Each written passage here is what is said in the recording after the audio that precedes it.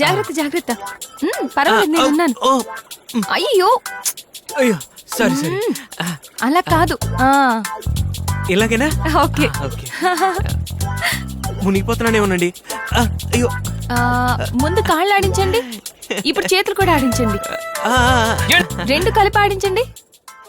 ఇలాగే చేయాలి కదండి. అది కరెక్ట్. ఓ జాగ్రత్త, మునిగిపోతారు. ఆయన తాడు వదిలేస్తున్నారండి. మావయ్య తాడు గట్టిగా పట్టుకో, చాలా పెద్ద రిస్క్ అయిపోతుంది. నిన్ను వాడితో నీటిలోకి పంపించడమే పెద్ద రిస్క్, దానికన్నా రిస్క్ ఉందా? గురువా, నాకు కూడా ఈత రాదు.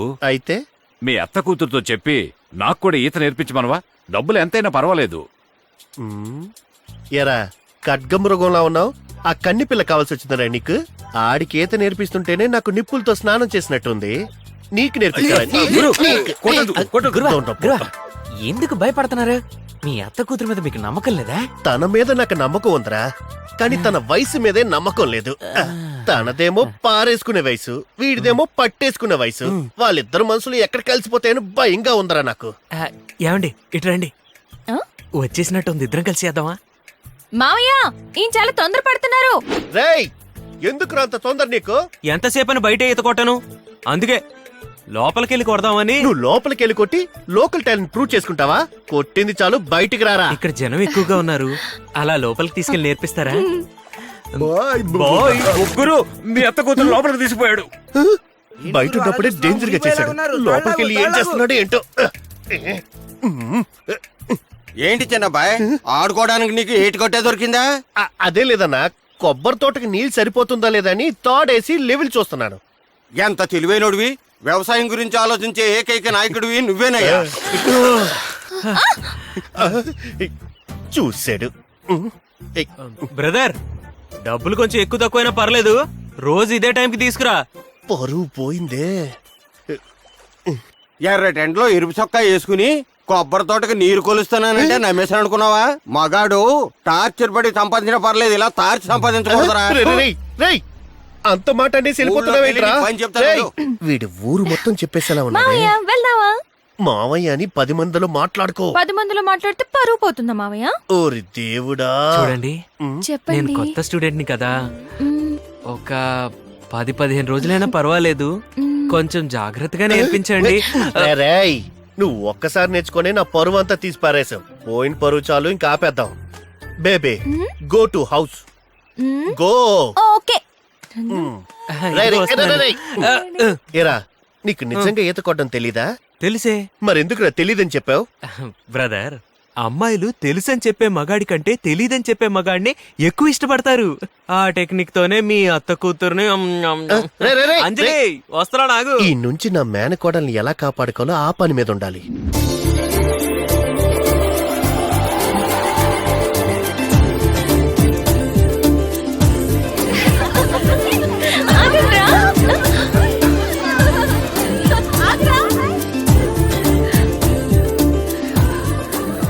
ఏమండి, భోంచేశారా?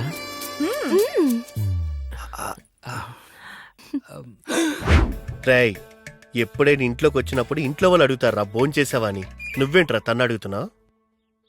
మావయ్య ఏంటి బయటకు వెళ్లకుండా ఇంట్లో ఏం చేస్తున్నావు? మామయ్య బయటికి వెళ్ళాడంటే పని మీద ఉన్నాడని అర్థం, ఇంట్లో ఉన్నాడంటే పని లేదని అర్థం. Tell me darling, what you want? నీకు సైకిల్ తొక్కడం వచ్చా? ఓ, అమ్మాయిలు తెలుసని చెప్పే మగాడి కంటే తెలీదని చెప్పే మగాడిని ఎక్కువ ఇష్టపడతారు. మావయ్య ఏమైంది? అర్థమైంది. తెలీదమ్మా, నాకు సైకిల్లో పెడల్ ఎక్కడుంటుందో బెల్ ఎక్కడుంటుందో కూడా తెలీదమ్మా. మీకు సైకిల్ తొక్కడం వచ్చా? బాగా వచ్చండి. నాకు నేర్పిస్తారా? అది నా బాధ్యత. మీరు సైకిల్ చూసుకోండి, నేను మిమ్మల్ని చూసుకుంటాను. ఏంటి బ్రదర్, ఆ రోజు అమ్మాయిలు తెలుసని చెప్పే మగాళ్ళ కంటే తెలీదని చెప్పే మగాళ్ళని ఇష్టపడతారని చెప్పావు కదరా? బ్రదర్, కొన్ని విషయాల్లో అమ్మాయిలు తెలీదని చెప్పేవాడి కంటే తెలుసని చెప్పేవాడిని ఇష్టపడతారు. ఆ టెక్నికే ఇక్కడ యూజ్ చేశా. టార్చర్ పెడుతున్నాడే.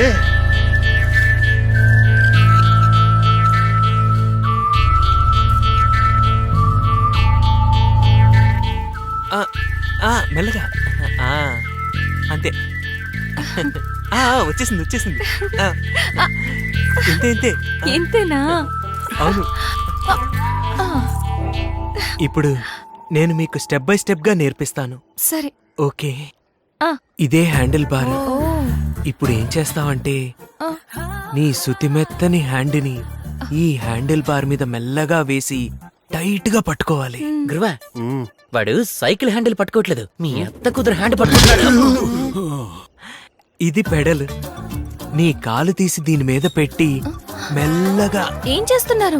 నేనేం చేయట్లేదండి, కాలు ఇక్కడ పెట్టి గట్టిగా అదమాలంటున్నాను. గురువా మ్మ్. తడుగుతున్నాడు. పెడలే కదా మీ తడుగుతున్నాడు. అత్త కూతురు పాదాలు తడుగుతున్నాడు. సైకిల్ తొక్కేటప్పుడు నడుం కదలకూడదు. ఏ? ఆ, నడుం కదిలితే పడిపోతారు. నేను పడిపోతే మీరు తట్టుకోలేరా? ఆ, ఇప్పుడు ఆ విషయం ఎందుకులేండి.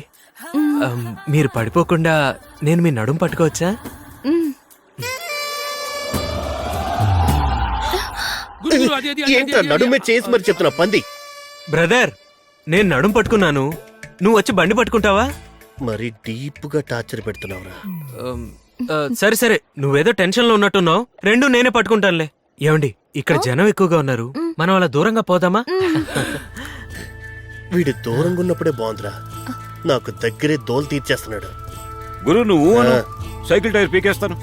నువ్వు పీకింది చాలులే. రేయ్, వాడు మనసులో నా గురించి ఏమనుకుంటున్నాడ్రా?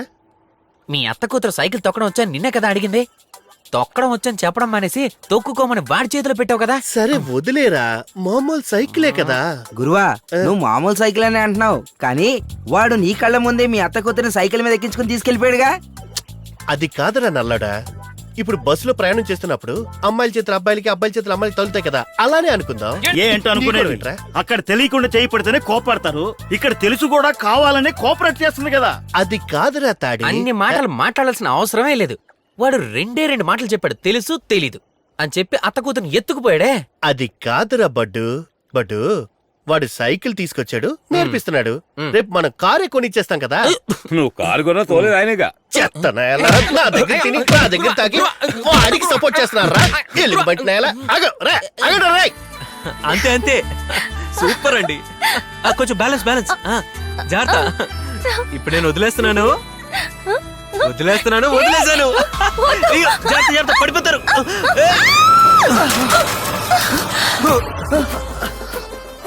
సారీ అండి, మీకు సైకిల్ నేర్పిస్తా అని చెప్పి ఇలా కింద పడేశాను. నేను కావాలనే పడ్డా. స్కూటీ నడిపే నాకు సైకిల్ తొక్కడం రాదా?